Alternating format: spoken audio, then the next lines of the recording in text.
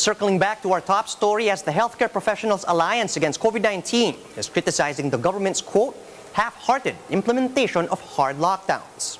JC Cosico is joining us live from Mandaluyong to give us more details on this. JC, could you give us the latest on the HPAAC's response, statement rather, regarding the government's response to the health crisis? Charles, as COVID-19 infections continue to rise in the Philippines, HPAAC says the government's pandemic response is still not enough. HPAAC's Dr. Alina Espina claimed the government's COVID-19 data is conflicting with what's happening on the ground.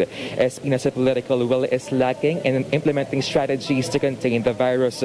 She also insisted that imposing quarantine classifications are just band-aid solutions to this crisis. That's why for Dr. Maricar Limpin, she said the country needs permanent solutions instead. Still, they're leaving it to the government to decide on the next quarantine status.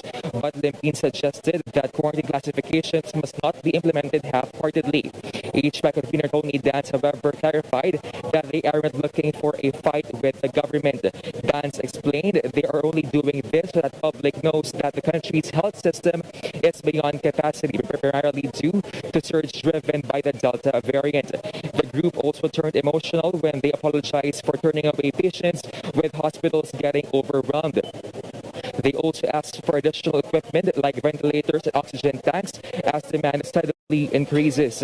Meanwhile, despite the issues handling the health department, the HPAAC said it is not for them to decide whether Health Chief Francisco Duque III should resign or not. Charles, the HPAAC said they are tired with the ongoing health crisis, but they are saying that they will continue to provide care for patients. They are also urging the public to protect themselves and their loved ones as they expect this pandemic to worsen. Back to you. Thank you and stay safe, JC. That was JC Cosico reporting live from Mandaluyong.